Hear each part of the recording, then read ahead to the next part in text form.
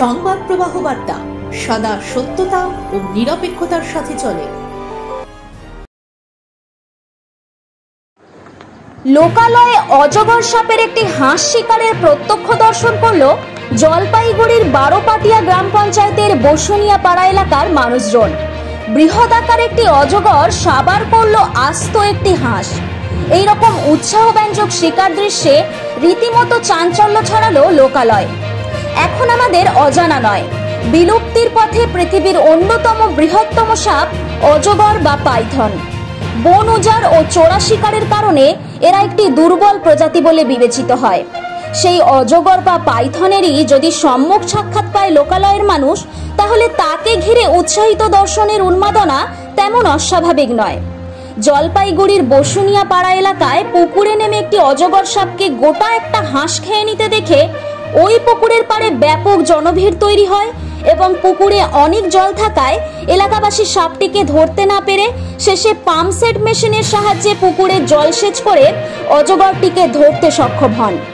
বন দপ্তর কর্মীদের খবর দেওয়া হলে তারা এসে সাপটিকে উদ্ধার করে নিয়ে যান এবং জানা যায় অজগরটিকে তার পরিবেশগত আবাস হিসাবে জঙ্গলে ছেড়ে দেওয়া হবে।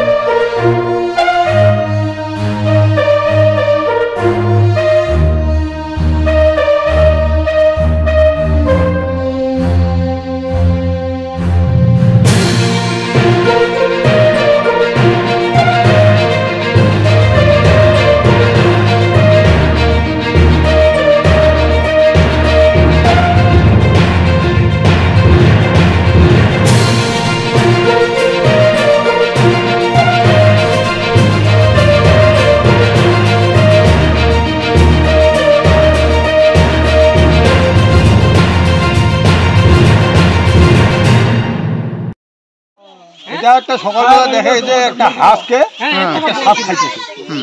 সাপটা দেখতেছি মনে মনে শুধু মাথাটা দেখছি যে মনে করতেছি ছোট্ট, খুব একটা বড় না। দেখতেছি লাস্ট পর্যন্ত দেখতেছি বড় বিশাল একটা গোটা হাঁস গিলে খেল। খাওয়ার পরে তখন লোকজন জমা